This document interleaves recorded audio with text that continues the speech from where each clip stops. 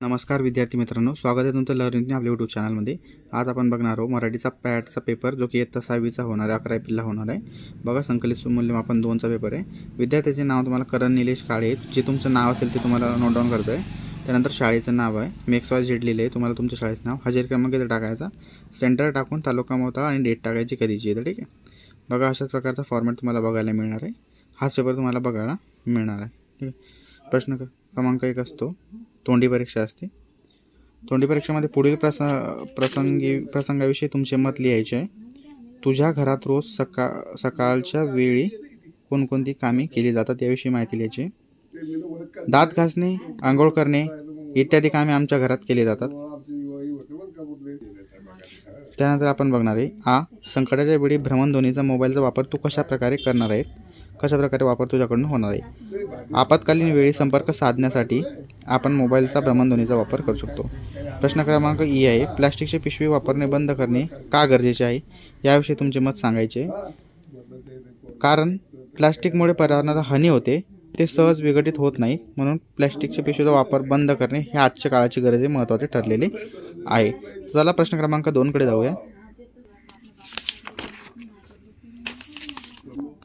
बघा, प्रश्न क्रमांक 2 मध्ये दिले आहे, खालील उतारा मनात वाचा आणि प्रश्नांची उत्तरे लिहायची आहे। अजय 8वीत शिकणारा मुलगा अत्यंत साधा, सरळ आणि सहकार्यवृत्त अभ्यासाचा हो, जेवढा हुशार तेवढाच तो खेळातही प्रावीण्य होता।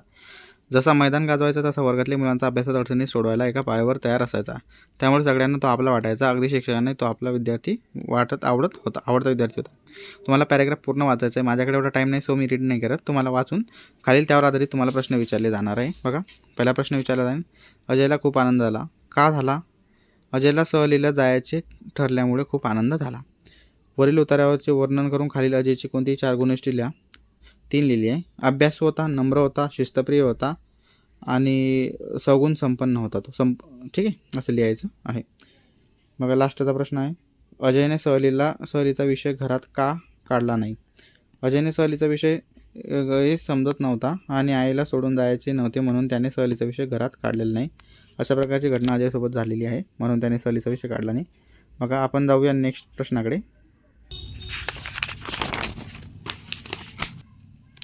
बघा, प्रश्न क्रमांक 4 दिलेला आहे, खालील मजकूर मनात वाचा आणि प्रश्नांची उत्तर लिहा। पिंपळाखाली चांद उभा, त्याच कळप त्यांच्यावर विसंबूत निर्धरपणे वावरत होता। चांद आतून अवस्थेत होता, त्याला नुकता 4 दिवसांपूर्वी घडलेला प्रसंग आवडला।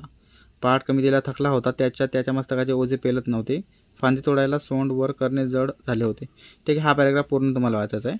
बघूया यावरती काय प्रश्न विचारलेले आहे। एका मार्कासाठी प्रश्न विचारला आहे, कळप कोणावर विसंबूत निर्दिष्टपणे वावरत होता? कळप हा चांदवर विसंबूत निर्दिष्टपणे वावरत होता।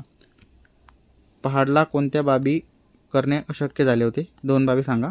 तो कमालीचा थकला होता, त्याला त्याच्या मदतीने ओझे पेलणे हे ओझे नव्हते, ठीक आहे। हे आपण इथं पण वाचलेलं आहे की त्या कमालीचे ओझे हे बघा, त्याच्या मस्तकाचे ओझे पेलत नव्हते, ठीक आहे। प्रश्न क्रमांक क आहे, वरील उताराचा पहाड हा शब्द कोणत्या प्राण्यासाठी वापरला आहे ते तुम्हाला वाक्यावरून सांगा।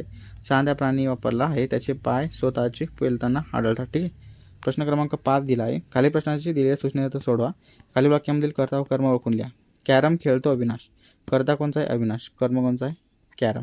बघा, आजसाठी इथंच थांबूया आपण, जो बाकीचा पेपर उरलेला आहे तो नेक्स्ट पार्टमध्ये आपण कव्हर करणार आहोत।